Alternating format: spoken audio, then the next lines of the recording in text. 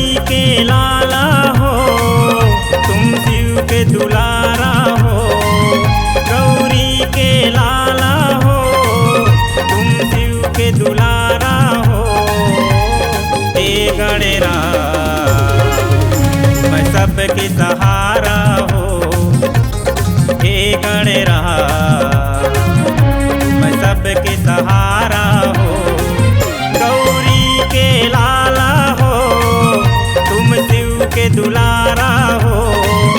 गौरी के लाला हो, तुम शिव के दुलारा हो। हे गणेरा मैं सबके सहारा हो। हे गणेरा मैं सबके सहारा हो।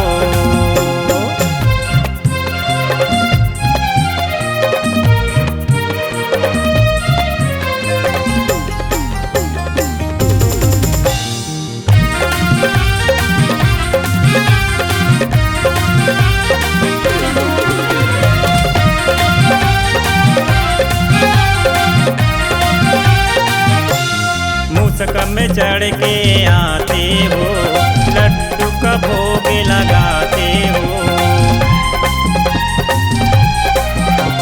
मूसक में चढ़ के आते हो, लड्डू के भोग लगाते हो। सूप के जैसे कान तेरे, लंबा सुंड हिलाते हो। गणराज जी भगवान जी, गणराज जी भगवान जी, विघ्न को हरते हो। हे गणेरा मैं सबके सहारा हो। हे गणेरा तुम सबके सहारा हो। गौरी के लाला हो, तुम शिव के दुलारा हो। गौरी के लाला हो, तुम शिव के दुलारा हो। हे गणेरा मैं सबके सहारा हो। हे गणेरा मैं सबके सहारा हो।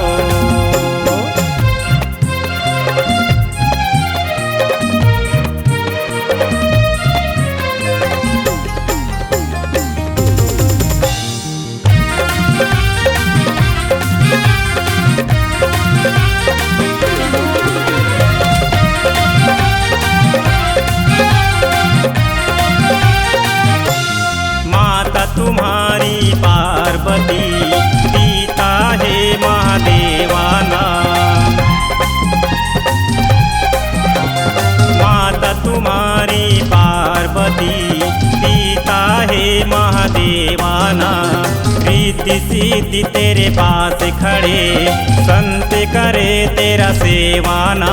गणराज जी भगवान जी, गणराज जी भगवान जी, विघ्न को हरते हो।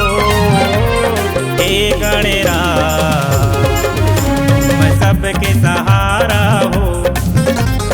हे गणेरा मैं सबके सहारा हो। गौरी के लाला हो, तुम शिव के दुलारा हो। गौरी के लाला हो, तुम शिव के दुलारा हो। हे गणेरा मैं सबके सहारा